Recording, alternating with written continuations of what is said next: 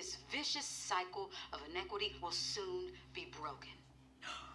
Boo! It's like, all right, first of all, how many times have you looked at your own interview where y'all got this shit memorized now? It looked like a lot. Like she was fighting to not mouth the words along.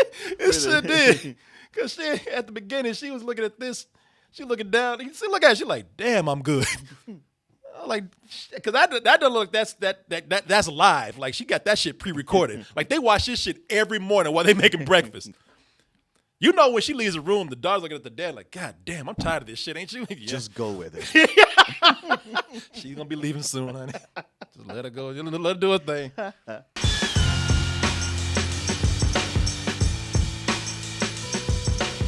All right, as I was saying, everybody wants that new Get Out, man. Get Out was so good. It ain't going to get no sequel, I don't think. Man, the way things go these days don't count on there not being a sequel. Oh, yeah, because, if Jordan Peele don't make it, the studio will. Shit, these Negroes got money now. Shit, you about to cash in. Take all you motherfuckers to the sunken place. But, speaking of the sunken place, in the new Get Out, some people see this new movie right here, and they say, oh, well, shit, we might have the new Get Out, but this time we're going from the sunken place to the plantation with Antebellum. Got a modern-day, successful, fine-ass black woman with a lot of ass, boy. Look at that, man. She know it. I know. And she know it. She trying to think, which elevator going to fit all this ass? Oh, but you got this right here. But somehow she's tied to a dual life of her as a slave. Mm-hmm. What is the connection? Is this the tenet of slave movies? And there's a time travel going on here? Is it science fiction? What is happening here? Well, we don't want to tell you everything, but we'll tell you as much as we can with our review for Antebellum, which we'll get into right now. But first, we'll watch the trailer. Wrinkle tonight. First thing I can say about this that I admire is that finally somebody is calling these slave movies for what they are, horror films. Mm-hmm. You know, this is a movie that lets the horror of slavery speak for itself. Yeah. Why do you need to throw in monsters? If you look at it, it is categorized as a horror film. And I see different things, psychological horror, action horror, slave horror, whatever you want to call it. But it is a horror film. And the thing is, you're right. Like, listen, they say horror, but this ain't no haunted plantation. There's not even that much blood in this. But what you do have is plenty of Negroes getting their ass whooped in here. And more. Now you look at this, you gotta because you don't need all that stuff. You don't need nothing supernatural here or anything. You don't need all that when you have images of human cruelty, mm-hmm. rape, cold-blooded murder, and that's just a part of it. I mean, the human indecency is bad enough on its own. Yeah. Treating people like animals, mentally and verbally abusing people, that's horrifying on its own. Somebody who knows better and still does it and revels in it anyway. Yeah, exactly. More terrifying because it's like, okay, this either happened, because, yeah, this happened. It's not like Friday the 13th where you like with the classic horror movie, isn't as scared as you are, there's always that, yeah, but I know that can't actually happen. Yeah, exactly. And those are things that happened. And especially with Detroit in the modern age, could happen again. Yeah. And I tell you, man, as if what we were talking about wasn't enough, there's something that feels even more disturbing underneath. There's something off about this plantation. Mm-hmm. I mean, sure, they beating the shit out of black people, but that's normal. Yeah. I mean, I hate to say it. That's expect that, but there's something off. Yeah. That's what they do. But here, it's just something uneasy that's going on here. Again, as if the rape and murder and the treating people and treating them like animals and shit, as if that wasn't enough. With this, the slaves just act a little differently. You know, they talk back more when they're angry. They're they're angrier than the normal slaves that you see in the situation. Yeah, it's angering, but they, you know, that's the system. A lot of slaves just like, this is how it is. Right. But they seem a little bit more hostile here. Some seem more panicked. You know, you're looking at this and like, what the hell is going on with this plantation right here? Especially when you can see that these slaves didn't just get off the boat.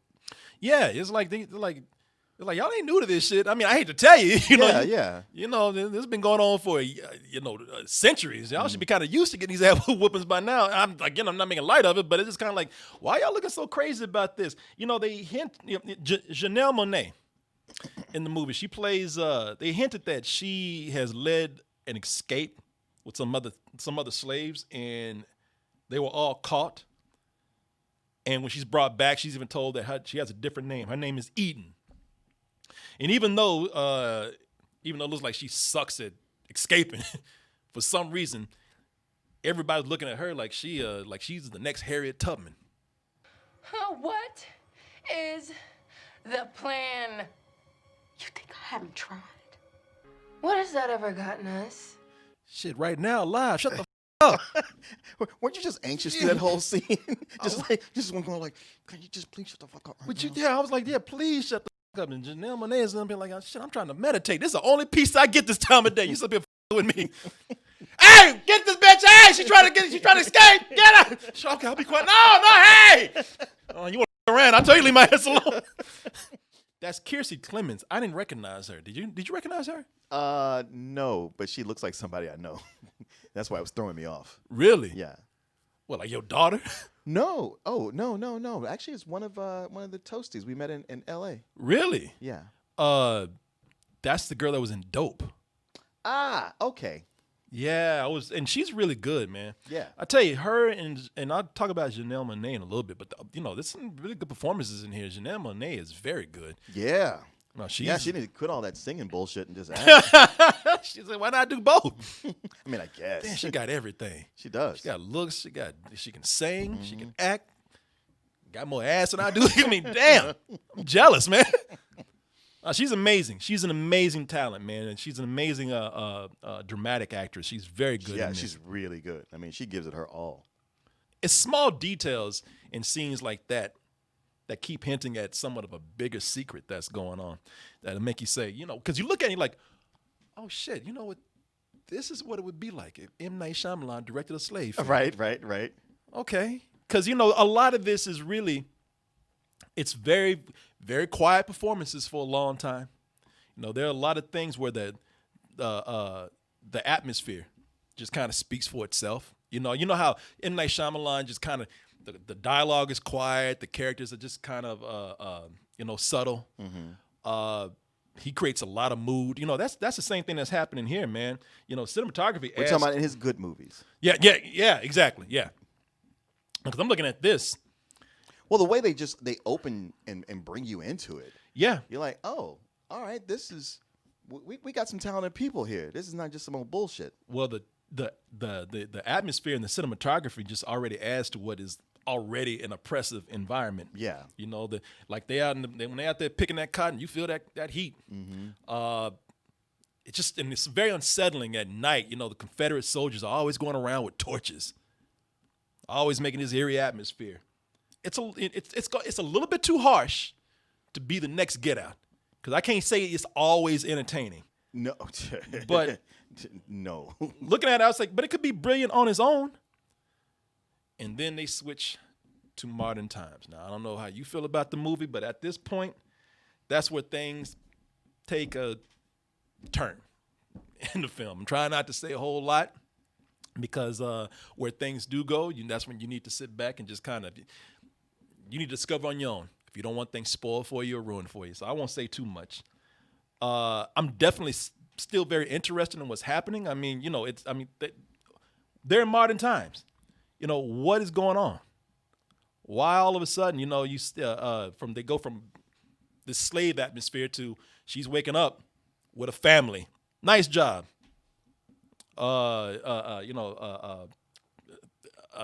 Friends of a diverse group of friends, at least one black and one white one.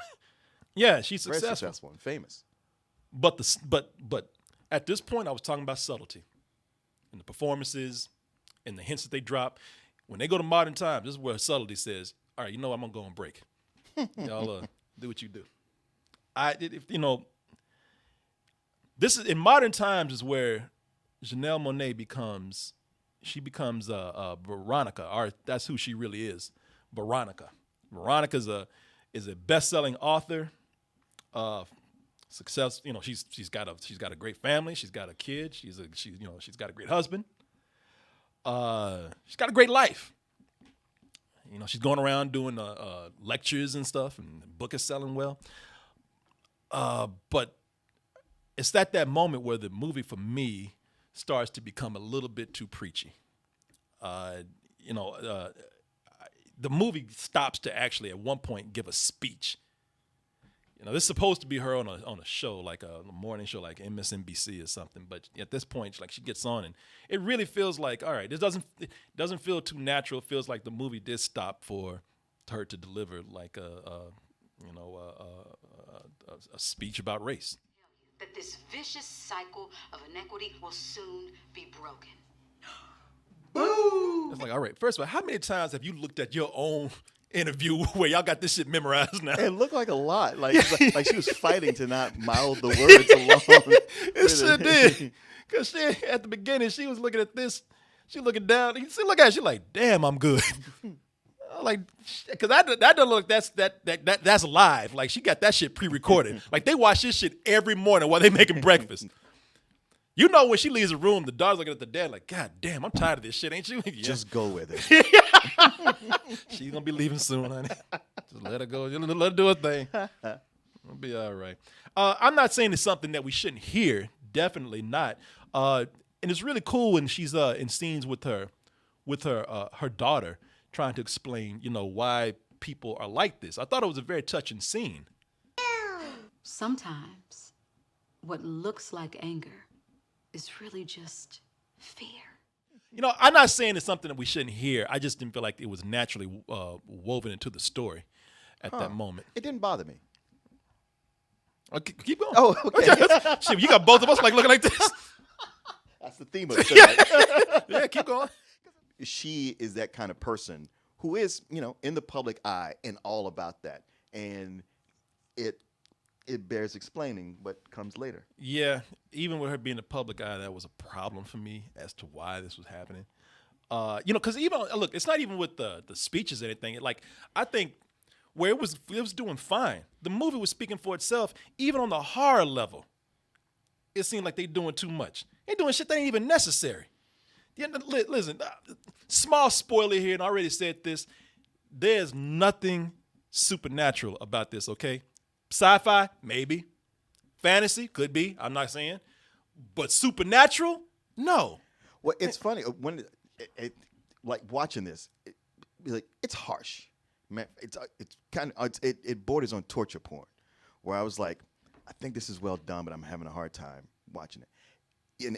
An even extra hard time because right now I'm in the middle of the book Kindred. Because people thought that this was what that was based on. Right. Yeah, see the trailer, they think that's what it is. So I'm right in the middle of that book, and then so watching this, I'm like, man, I already got this going. I don't know how much more of this I could take. Well, go ahead. I'm sorry. So it was just it's like, okay, here's a different spin to see that it's not that, but it's not anything supernatural, which makes it more horrific. Well, I'm glad, but that's my problem. It ain't supernatural. I'm fine with that. I like that. I think that's better.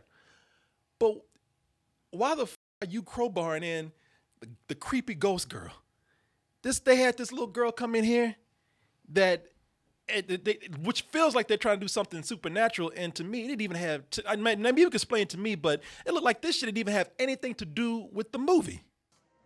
Well, hi. Don't you look beautiful. You going to the 49th floor too? Shh. You'll get in trouble for talking. That little girl whiter than Casper. But isn't that the same little girl we see at the very beginning of the film? Yeah, but it's like, but they playing this like this is a supernatural thing. That girl's dressed as white as she is. They're trying to make her look like she's a goddamn apparition. Our aspiration too. Trying to make her look like she's a goddamn apparition going up in here like she one of them goddamn twins from The Shining. And I'm just kind of like, that seems out of place. That don't even need to be here. Watching you.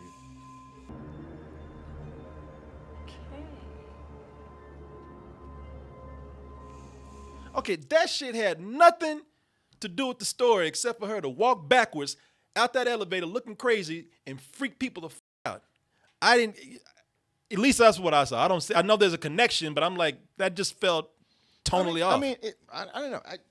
It is there just to freak people out, but I didn't think it was tonally off because everything is getting so much creepier at that point. And you pretty much figure out what it is. I mean, honestly, that first scene you showed with the other slave woman talking to her, like right when that started, I was like, oh, I know what this is. Yeah, that's another thing I was gonna say. This thing is predictable as the whole thing feels like, if we're on the subject of Get Out, because there is sort of a similar thing where there's a twist with a racial theme to it that's happening here. Get Out was a concept that was so tight because they thought about every little detail to link everything to each other. This feels like a concept that was just put out there too early for me. This feels like this was they got a lot of the details in the story that they feel really inspired by, but they don't really connect that well. There are things that are happening where I don't even like the conversations that are happening at certain points, which don't really lend itself to the story. But it gets worse when she gets together with her annoying ass friends.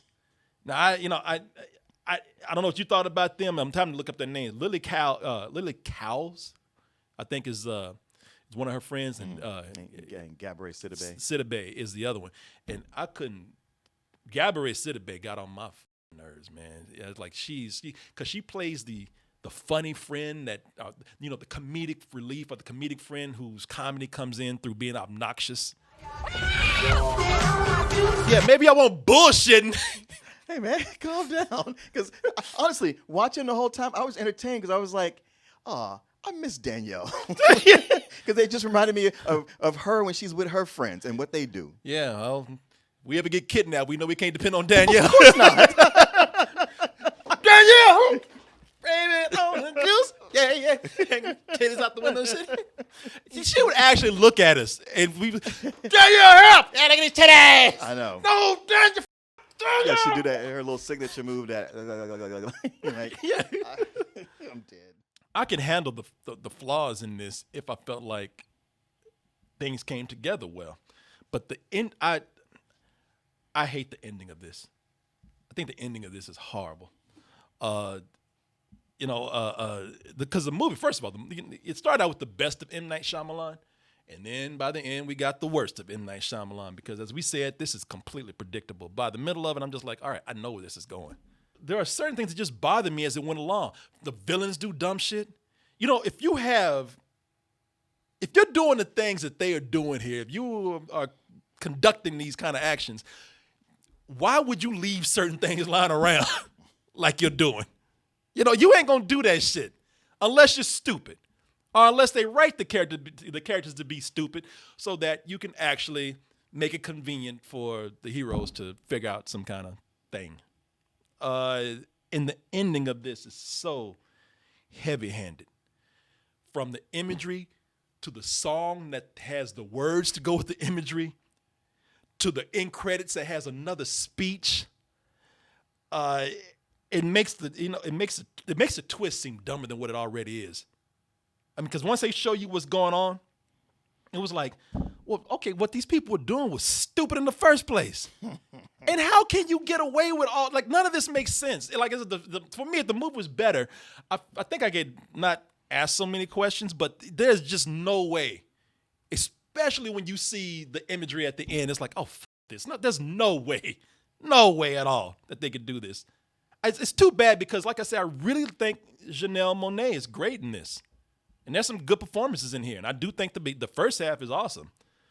But I maybe some people can ride and die with it to the end like that. I can't. I couldn't do it, man. I just thought there's lack of subtlety is one thing, but just to knock me over my head with this is like, nah, man. I'm just not for me. It's just not for me. I find that over the years I can't read you. Yeah. Because there's plenty of times when I've talked about things not being subtle, but you've been like, I know, man, but they talked about this and they brought this in, I was like, I know, but the way they did it, you're like, no, nobody ever brings this up, so I love it. I'm like, oh, okay. I guess I heard too much already. I don't want to hear that shit no more. I'm just, I'm ready to just watch a movie now. 12 Years a Slave, that was the last one because it was so beautifully and artfully done. Yeah. But emotionally just put me through the ringer. I'm like, all right, that's the last one to get in. And now here you go with this shit. And you're even harsher. But God damn it, you're doing a really good job. So I'm going to let it go. But I'm holding my stomach through a lot of it.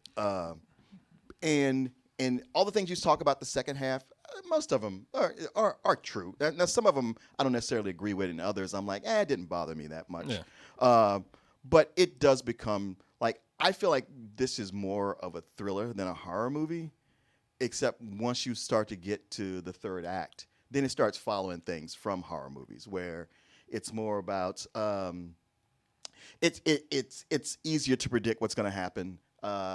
It's more about, whatever kills and the wrap up and doing something to leave the audience talking when they leave. But yeah, when it comes to the end, I watched it and enjoyed it, but I can't say you're wrong about any of that. Yeah. And look, I tell you what you and I do agree on, because I've been saying this for the longest time. I've been saying that I'm tired of these struggle movies. I've been saying that shit. But that has no bearing here, because if you do a twist with it, I can get with it. But sure. I'm tired. But the beginning is so rough. It's like, here we go with this slave shit again. I'm like, man, we really need to get some movies out there that show more like the second half of this movie than the first half, where you see successful black people and them doing their things and not having to get the message across by taking an ass whooping. But that's really not what bothered me here. Like, if you can do if the messages, because listen, there's a lot of stuff that happens in this movie that's very timely and should be heard. And if this was better, I think that this movie would have been perfectly timed for some of the things that are happening. I just think it's a silly ass payoff. And so, what would you give it? Oh, I'd still give it a matinee. I was very affected by the first half and enjoyed the second half for what it was. Yeah, people, I give this. It's probably going on the lower side of a rental. It's not some old bullshit. It's a rental, not a very enthusiastic rental. It's nothing that I was shocked by. I think it's one of those movies where it's like a lot of this stuff had it been better thought out. A lot of this stuff it feels wasted almost, because there's a lot good here, and there is a message that needs to be heard. The cinematography in this is amazing. It is amazing, like way better than I would have thought for something like this. I mean, for the modern times, yeah, but especially for the plantation stuff and the period stuff, it's a lot of things they do here that I really do appreciate. I mean, that's nothing, like I said, it's not bullshit. It's worth checking out. And this is going to VOD. It's worth checking out as a rental if it's on, but I don't think it's anything that's good. It could have been so much better.